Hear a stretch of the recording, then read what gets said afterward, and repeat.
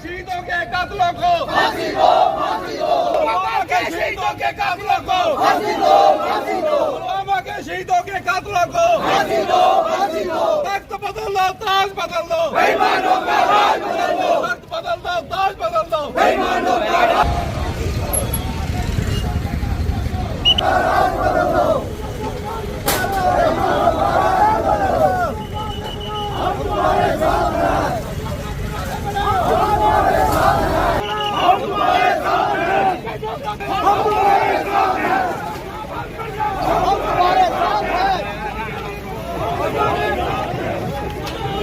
हम तुम्हारे साथ हैं, बेईमानों का राज बदल दो।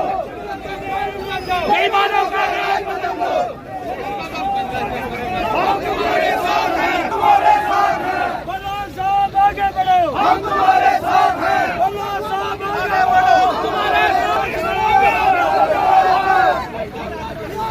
जिंदाबाद, जिंदाबाद। राहुल गांधी आगे बढ़ो, हम तुम्हारे साथ हैं। राहुल गांधी आगे बढ़ो, हम तुम्हारे साथ हैं। राहुल गांधी आगे बढ़ो, हम तुम्हारे साथ हैं। मोदी करता है, पुलिस को आगे करियो, मोदी करता है।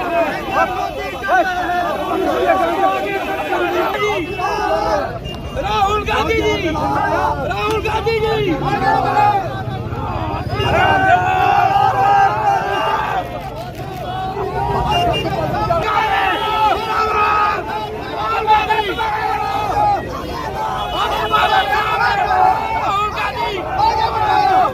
बदल दो। बेईमानों का राज बदल दो। इंडियन नेशनल कांग्रेस जिंदाबाद, इंडियन नेशनल कांग्रेस जिंदाबाद। अल्लाह साहब तुम संघर्ष करो, हम तुम्हारे साथ हैं। अल्लाह साहब संघर्ष करो, हम तुम्हारे साथ हैं। इंडियन नेशनल कांग्रेस जिंदाबाद, इंडियन नेशनल कांग्रेस जिंदाबाद। मोदी सरकार हाय हाय, मोदी सरकार हाय हाय, मोदी सरकार हाय हाय। साहब संघर्ष करो, हम तुम्हारे साथ हैं। कांग्रेस साहब संघर्ष करो, हम तुम्हारे साथ हैं।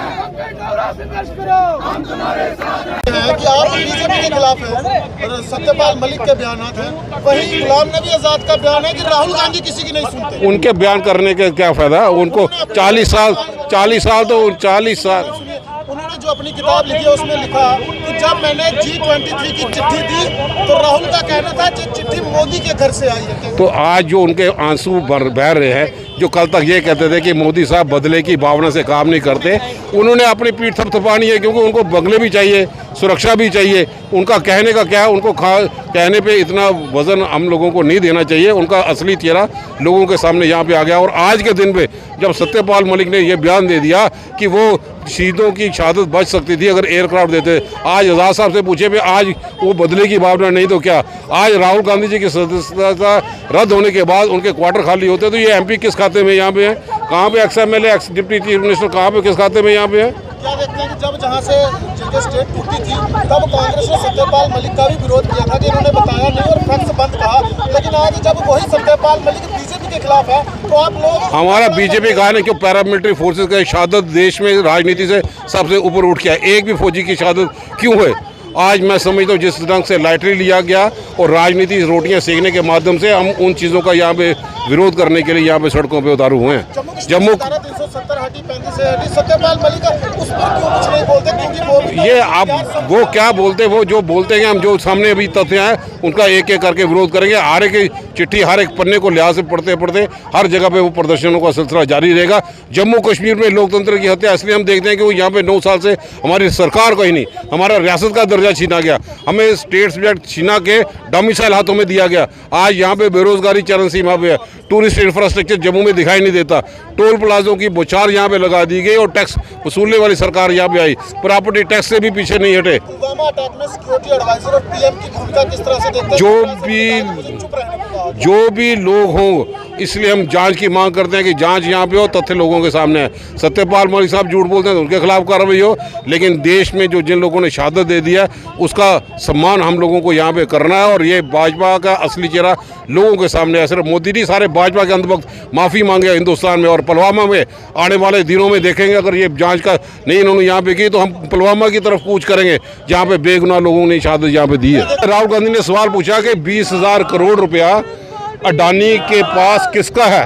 आप रिया चक्रवर्ती के हाथ में 10 ग्राम हीरोइन नशे की तस्करी, तो मीडिया ट्रायल होता है। अब एयरपोर्ट अडानी के 3-3 हज़ार किलो की चीज़ें पकड़ी जाती हैं तो कोई वहाँ पे सुनवाई कहीं नहीं। आज ये चुप्पी क्यों साधे हुए हैं, ये सारे ही चिंता का विषय है। लेकिन हमें चाहिए कि जल्द से जल्द लोकतंत्र की बहाली यहाँ पे हो, जम्मू कश्मीर में चुनाव की घोषणा करें ताकि लोग, चुने हुए नुमाइंदे, लोगों की बीच में जाके लोगों की मुश्किलातों को सुने, उनका समाधान कर पाए। क्या देखते हैं कि एक पटवारी 50,000 या लाख रुपए की रिश्वत लेता है, देता है, जांच होती है, राम माधव पर इतनी बड़ी, ये भाजपा जवाब दे, भाजपा जवाब दे। 25 विधायक चुन के भेज दिए, MP भेज दिए। आज प्राइम मिनिस्टर हाउस में अपने आप ही के इलाके का एक सेवादार वहाँ पे है, आज वो चुप्पी क्यों नहीं तोड़ते?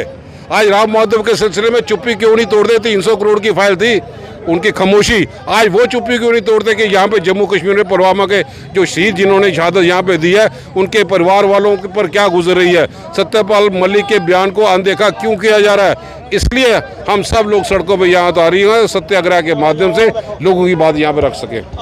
आज कांग्रेस सड़कों पे है। हम लोग ये सेक्रेटरी का सचिवालय का घेराव करने जा रहे थे। ये पुलिस की दहशत देखिए, पुलिस का यहाँ धक्काबंद देखिए कि उन्होंने पहले से जब इतना उच्च कोटि का प्रबंध कर रखा था कि यहाँ पे कोई पार ना कर सके। और हम लोग लोकतंत्र की बहाली के लिए, रियासत का दर्जा बहाल करने के लिए और पुलवामा के शहीदों की जो शहादत हुई है उनके जो न्याय की प्रक्रिया है उसके लिए हम सब लोग खड़े हैं। और हम लोग शहीदों का अपमान नहीं होने देंगे। और इस केंद्र सरकार, गली सड़ी सरकार के खिलाफ हमारा संघर्ष सड़कों से लेकर संसद तक जारी रहेगा। देखिए, सत्यपाल जी का नाम ही सत्य है। जो भी वो बातें कह रहे हैं उसकी न्यायिक जांच होनी चाहिए। और सबसे पहले केंद्र में गृह मंत्री और प्रधानमंत्री को इस्तीफा देना चाहिए। इतनी बड़ी चूक उन लोगों से वजह से हुई है, हमारे जवानों की शहादत की हुई है। उन जवानों के परिवारों के साथ और उन जवानों के साथ यही न्याय होगा कि जब ये सरकारें यहाँ से जाएंगी। हमारा जो प्रदर्शनी था, हमारा एक सत्याग्रह का जो हमारा एक कांग्रेस का प्रवचन चल रहा था, उसमें हम आज DC ऑफिस का घेराव करने जा रहे थे, जहां पे हमें पुलिस ने रोक लिया है और पुलिस के साथ हमारी धक्का मुक्की भी हुई है।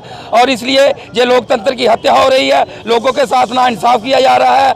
और ऊपर से जो सत्यपाल मलिक ने जो बयान दिया है वो इससे चाहे भाजपा का चेहरा बेनकाब हो जाता है।